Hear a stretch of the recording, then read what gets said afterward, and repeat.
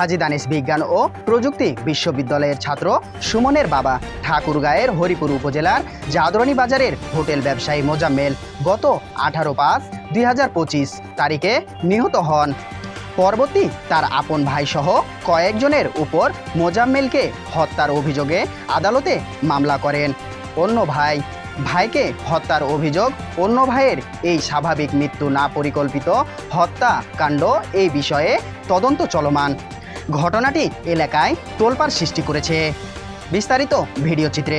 এই মামলার আমার ভাইয়ের মার্ডার মামলার বাদী। আমি বাদী কেন হলাম এ কারণে, 1 নম্বর বিবাদী, 4 নম্বর বিবাদী, 5 নম্বর বিবাদী আমার বাড়িতে যে আমাকে হুমকি দিচ্ছে যে আমি অবৈধ ব্যবসা করেছি, অনেক টাকার মালিক হয়েছি, আমি যত দুর্ঘটনা ঘটায় আমাকে আইনি স্পর্শ করতে পারবে না। সামান্য তুমি দুরুল আমার পাখির খরচে তোমার সংসার চলে, আর তুমি করেছো আমার বিরুদ্ধে মামলা। তুমি মামলা উঠে যদি না লাও, তোমাকে রাস্তাঘাটে বাড়িতে তোমাকে তোমার যারা সাক্ষী দিয়েছে মামলার, আমরা সকলকে দুনিয়া থেকে উঠিয়ে দেবো মরহুম মোজাম্মেলের মতো। আমার নাম মোহাম্মদ সুমন। আমি হাজী মোহাম্মদ দানিশ বিজ্ঞান ও প্রযুক্তি বিশ্ববিদ্যালয়ের সমাজবিজ্ঞান বিভাগের 22-23 সেশনের শিক্ষার্থী। আমার বাবা মৃত মোজাম্মেল হক, তিনি দীর্ঘদিন যাবৎ জাদুরানী বাজারে মিষ্টি দোকান করে আসতেন। ঘটনার দিন 18/5/2025 তারিখে রাত 10টা থেকে 10:30টার মধ্যে আইয়ুব আলী নামক এক ব্যক্তি আমার বাবাকে তার নিজ দোকান থেকে তুলে নিয়ে যায় খাগরতলা নামক জায়গাতে, এবং সেখানে তোজাম্মেল হক, বাইদুর, জোসনা খাতুন, মুনমুন সহ আরও অনেকে মিলে আমার বাবাকে সেখানে হত্যা করে এবং লাশ ফেলে চলে যায়। পরের দিন সকালে 19 তারিখ আমরা আমার বাবার লাশ সেখান থেকে পাই। যে মামলার 1 নম্বর আসামি তোজাম্মেল হক, তিনি হরিপুর থানার একজন বড় গাঁজা ব্যবসায়ী। সে সব ধরনের মাদক পাচারের কারবার করে। আমার বাবা সেই জিনিসটা পছন্দ করতো না। তাকে 2020 সালের দিকে একটা তার ভিডিও ফুটেজ আমার বাবা সামাজিক যোগাযোগে দিছিল। সেই জের ধরেই সে পূর্বশত্রুতাকে অবলম্বন করে আমার বাবাকে হত্যা করে। আর একটা কথা শুনলাম যে নাকি ওর মুখেই শুনলাম এখানে 5 জন মানুষের সাক্ষাতে যে ও মাগরিবের পরে চলে আসছে বাড়ি। আবার বড় ভাবি আমাকে বলছে যে ও তো রাতে 1টা-1:30টার দিকে বাড়ি আসছে, আইসে খাইতে বসলো, আবার মোজামিলের খবর করলো যে এত বৃষ্টি হচ্ছে ও এখনও আসেনি। ওইটাতেও আমার সন্দেহ হয়েছে যে ওদের বাসা ওইটা, এদের বাসা এটা, ও আসলো কি না আসলো রাতে 1টায় কীভাবে জানলো যে আসছে কি না, গেল ওইটা। তারপরে ওই উসুর মাধ্যমে ওইটা জানলাম। তারপরে আমার বড় ভাই আবার স্বপ্নে দেখছে যে আমার ভাইকে বলছে যে মোজামেল আমি স্বপ্নে দেখছি যে তোকে যেন আমি লোক দিয়ে মেরে দিচ্ছি। ওটা তো ওর স্বপ্ন ছিল না, ওর বাস্তব কথা ছিল। ওইটাও আমার ভাই আমাকে বলছে। আবার আরও একটা ভাইকে আমার ভাই বলছে, আবার ও বলছে যে হ্যাঁ আমি এটা স্বপ্ন দেখছি। এগুলাকে কেন্দ্র করে অনেক বিষয়ে তারপরে ওর নিজে বললো যেগুলা ওর ভিত্তিতে সব কিছুকে একত্র করে দেখলাম যে আমার ভাই খুন করছে।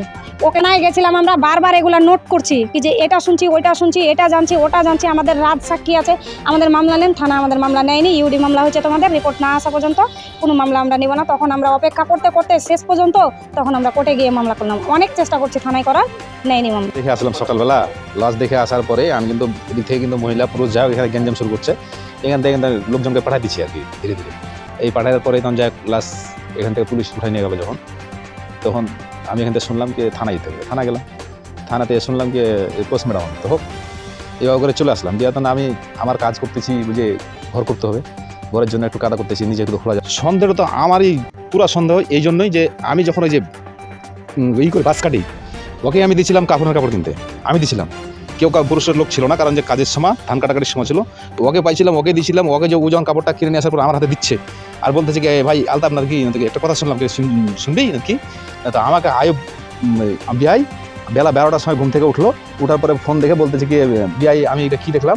ওকে তো আমি রাত 10:30-11টার দিকে আমি তো থুয়ে আসলাম, আমি খাগরতলাতে এই থুয়ে আসলাম। যখন বললাম কি কাউকে তুই বলছিস, এবার ওকে আমি নিষেধ করলাম, মানে চুপে থাকে যেতে বললাম। তখন কিন্তু আমার মনের মধ্যে কিন্তু সন্দেহ হলো কি এটা কাজ ঘটনা কে করছে। আমার কিন্তু পুরো সন্দেহ হতো। আমার সন্দেহ এটাই। আরও সন্দেহ আছে, কি আরও আমাকে কেউ বললো কি যে আমরা এইভাবে লুকাচুরি করতে দেখছি। হ্যাঁ, তারপরে আরও যেমন ধরেন যে এই আরও লোকজনের মুখে শুনতেছি একজনকে মোর সাথে কী হয়েছে, আরও 7 জনকে খাবো। আমার স্বামী রবিবারের দিন রাত্রে দোকানে ছিল, দোকান থেকে আমার স্বামীকে ওই আইয়ুব মোটরসাইকেলে করে নিয়ে গেছে ঠাকুরতলাতে। ওখানে আমরা সকালে জানছি যে আমার স্বামী তখন লাশ। দোকানে তো অনেক রাত ভোর মিষ্টি বানায়। আর ওদিনকে অনেক বৃষ্টি হচ্ছে, আকাশে মেঘ চমকিছে, নিজে থাকার মতো জায়গা আছে মনে আছে। ঘাটা দেখতে দেখতে মনে করো যে তারপরে কী করছি, ফলো করছি, গাইলো না, উনকে তো বলা বলি করছি। উনি মাদক বিক্রি করছিল। হ্যাঁ, ভিডিওটা আমার স্বামী ছাড়ে দিয়েছিল।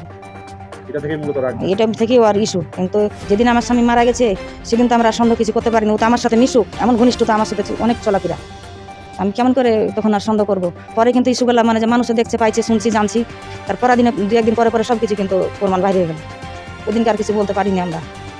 আমাদের কোনো ও তো আমাদের দোকানের ওখানে উকি ঝুঁকি দিয়েছিল, তারপরে ও ফেলে আসছে রাত 4টার দিকে ফেলছে আমার স্বামীকে। আমার স্বামীর কাপড় টুপড়গুলো শুকনা ছিল, বৃষ্টিতে কীভাবে উহুর করে ফেলে রাখছে, তো এদিকটা ভিজেছে এদিকটা ভিজেনি। যাদেরা দেখছে ওদের বলছে যে শুকনা আছে কাপড়। হ্যাঁ, থানাতে কোনো এলাও করিনি, আমরা গেছিলাম ওসির কাছে না, যে আপনাদের ইডি মামলা হয়ে আছে, এখানে মামলা লাভ হবে না। আমার স্বামীর এখন আমি বিচার চাই, আমার স্বামীর এখন আমি বিচার চাই। আমার স্বামীকে যেভাবে তারা দুনিয়া থেকে পাঠাইছে সেভাবে তাদের শাস্তি চাই আমি।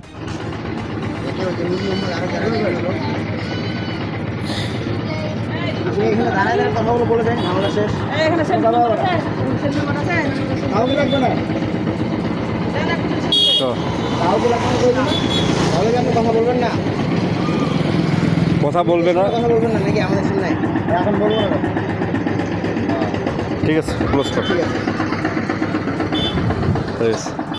এই সংক্রান্তে আমি অবগত আছি। এই সংক্রান্তে প্রথমে প্রেক্ষিতে আমরা একটা ইউডি মামলা করি। ইউডি মামলা করে আমরা লাস্ট পোস্টমর্টমের জন্য পাঠাইছি। পোস্টমর্টমের রিপোর্ট প্রাপ্তির সাপেক্ষে আমরা এটাকে ভিসরা রিপোর্টের জন্য রাজশাহী ফরেন্সিক ল্যাবে আমরা পাঠাইছি।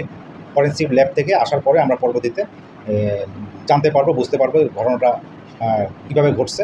এটাকে সত্যি মার্ডার কেস মামলা নাকি না এটা একটা নিছক একটা মামলা, স্বাভাবিক মৃত্যু। এটা পোস্টমর্টম রিপোর্ট না আসা পর্যন্ত এটা আমরা এখন পর্যন্ত বুঝতে পারছি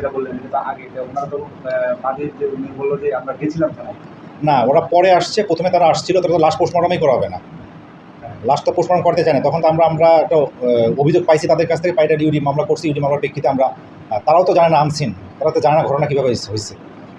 সেই প্রেক্ষিতে একটা ইউডি মামলা হয়েছে, ইউডি মামলার প্রেক্ষিতে লাস্ট পোস্টমর্টমে পাঠাইছে। প্রথমে তো ওরা তো দেয় নাই মামলা, ওরা পরবর্তীতে আমার কাছে আসে একটা মামলা করার জন্য 7 দিন পরে। আমি তখন বললাম যে পোস্টমর্টম রিপোর্টটা আসো, কিছুদিন ধৈর্য ধরেন, আমি করে দিচ্ছি। তারপরে আমার কাছে আর আসে নাই।